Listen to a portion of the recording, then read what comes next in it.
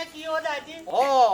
1 metre মানে হ'ল বৰ্তমান এই বিশ্বখনৰ লগতে ভাৰতবৰ্ষৰ আমাৰ কৰোনা ভাইৰাছে আক্ৰমণ কৰি ট্ৰাক চলাইছে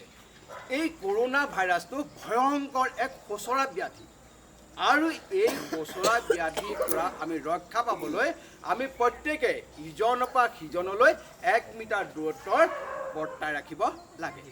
আৰু 20 ছেকেণ্ড পৰ্যন্ত আধা ঘণ্টা মূৰে মূৰে চাবোনে খুব ভালকৈ হাত ধুব লাগে আৰু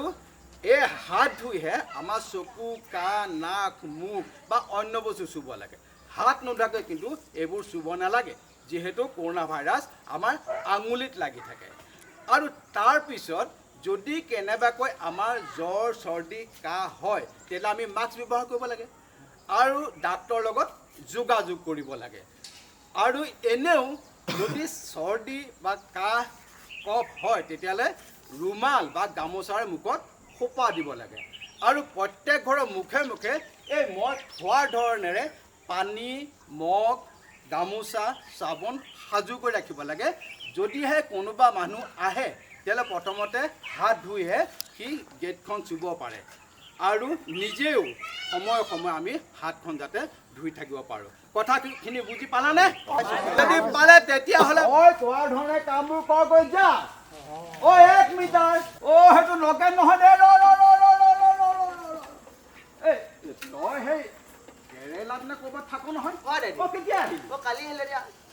আজি বোলো এই গাঁওখন এপাক মাৰি যাওঁ তই এটা বেয়া কাম কৰিব ল'লি নহয় সেইটো ভগৱানে নকৰক তোৰ গাত যদি কেনেবাকৈ কৰোনা ভাইৰাছ লাগি আহিছে তেতিয়াহ'লে তই যে এনেকৈ গাঁৱত যদি ঘূৰি পকি ফুৰ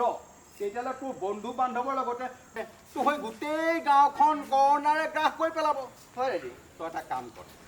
তই আৰু তোৰ লগৰ সেইখিনি যিখিনি আহিছে চবকে খবৰ দে প্ৰত্যেকে 14 দিন ঘৰত সোমাই থাকক এই 14 দিনৰ ভিতৰত যদি জ্বৰ কাহ একো নহয় তেতিয়াহ'লে কথাই নাই আৰু যদি কেনেবাকৈ হয় সেই ডাক্তৰৰ লগত পৰামৰ্শ কৰিবি আৰু সুস্থ হবি আৰু এনেকৈ যদি তহঁতে সকলোৱে মিলিজুলি কামটো কৰ তেতিয়াহ'লে আমি কৰোনা ভাইৰাছৰ পৰা আমি এই দেশখন বচাব পাৰিম নিজকো বচাব পাৰিম আৰু ৰাইজকো বচাব পাৰিম কথাটো বুজি পালে তেতিয়াহ'লে তই যা আৰু তোৰ লগৰখিনিকো কবি 14 দিন ঘৰৰ ভিতৰত সোমাই